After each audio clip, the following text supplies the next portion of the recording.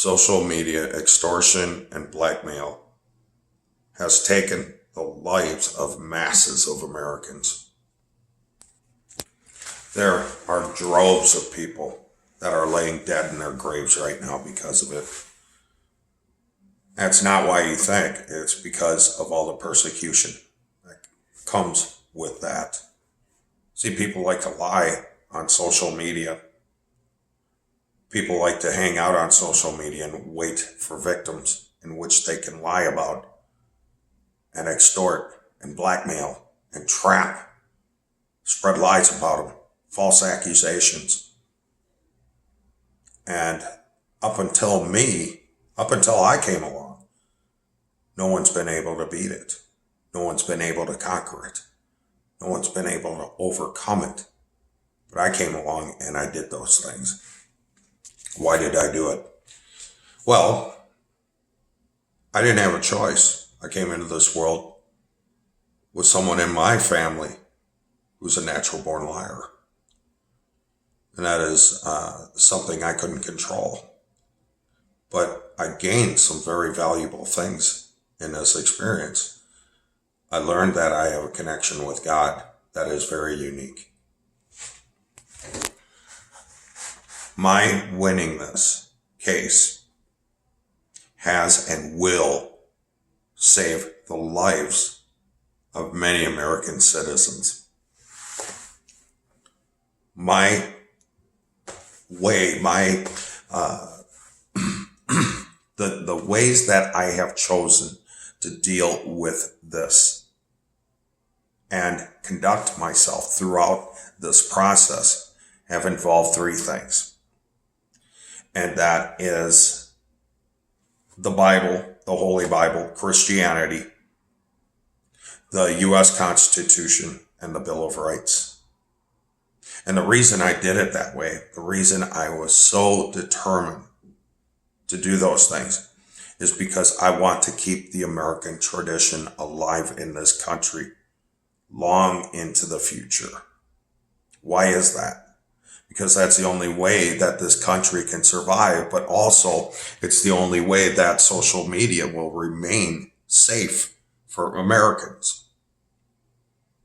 Now, all the people who have killed themselves because of social media extortion and blackmail, those are people who faced such excruciating persecution, to the likes of which they killed themselves.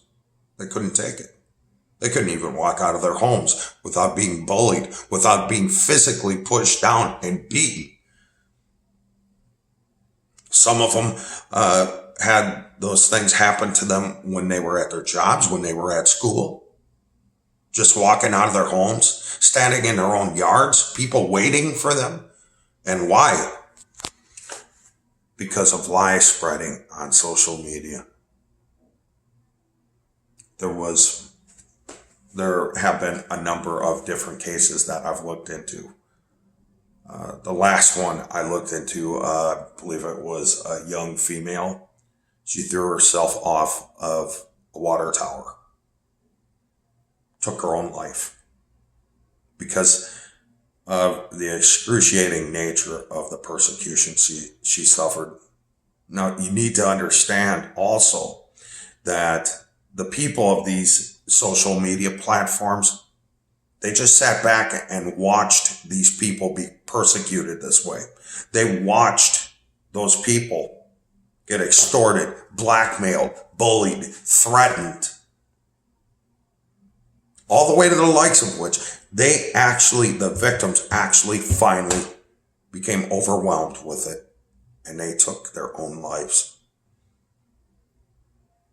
See, I always thought when I got on social media that there's policies and protocols and things like that for those platforms to abide by, which keep people safe from being victimized in the ways that I'm articulating here. But there weren't. Throughout this entire case, I looked for all kinds of avenues that I could travel in defending myself, finding people from these platforms that would help me. And there was no one. I found out that the people involved with these platforms, they're not held responsible or accountable for a single thing. What happens on those platforms happens on those platforms. That's dangerous, especially taking into consideration the danger, the nature, and the danger of this species in social situations. This is a cruel species. This is a cruel, heartless, and dark species. And when you think about all the victims that took their own lives because of the things I'm talking about here, and then I considered the situation I was put into, that's when I decided to commit myself to doing this thing right and doing it thorough. There were a lot of times and a lot of things that happened to me that I could have just simply skimmed right through. I could have slid right through it and would have been over and done with. But it would have left a lot of unresolved issues that would have, in the future, caused innocent souls a lot of persecution, a lot of extortion, a lot of blackmail. And that's why I decided to be meticulous about this, while holding the Bible in one hand and the U.S. Constitution and Bill of Rights in the other. Now, taking those things into consideration, and also taking into consideration the fact that I just got word that people are laughing at me and this case and my position in it. Obviously, those people don't take this country very seriously, and they don't take the people in this country very seriously. I happen to love this country, and I happen to love God, and I happen to want God to remain at the forefront of this country and its future. That's why I did what I did in this. Our founders, the American founders, had two things playing in their minds: colonial covenant theology and the Holy Bible. Whenever there was a public gathering or any kind of public event, they quoted the Bible directly. Could you imagine something like that happening in this day and age? Well, it doesn't happen anymore in this day and age. But the principles still remain. And those are the principles that I have carried on my shoulder throughout this entire process. We are talking about over a decade of fighting this every single day. So people can laugh at what I've been doing. They can laugh at my videos. They can laugh at how I've gone through all the motions in doing this. But if they knew the severity and the seriousness of everything that comes with this case, they take a step back and say, thank God this guy did it. And some of them have. Some of the people, some of the families who lost their loved ones to the things that I'm mentioning here. I had some videos on different YouTube channel covering this subject. Those families commented on some of those videos, thanking me for what I'm doing, telling me I'm selfless. They even called me a hero. They thanked me because their son lay dead because of the things I'm talking about. They told me they wish that I could have come along sooner and did this because their loved one would still be alive. But they thanked me anyways because of how this is going to affect the future of this country. So those of you who are laughing, laugh away.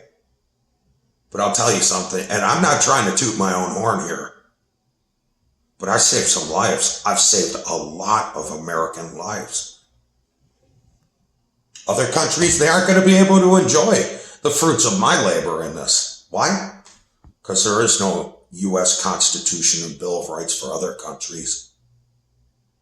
And the reason I held those two precious documents and clenched them so tight in my hand going through this for over a decade, every single day for over a decade, is because this country and those two precious documents are important enough to me to do this. This is not a trivial matter. This is as serious as life and death and the future of this country. Do you people understand how much of an influence and impact social media has on this country and even the national economy? It's huge. Everything I've gone through has been for two things: the American people and God. That's the only reason I did this.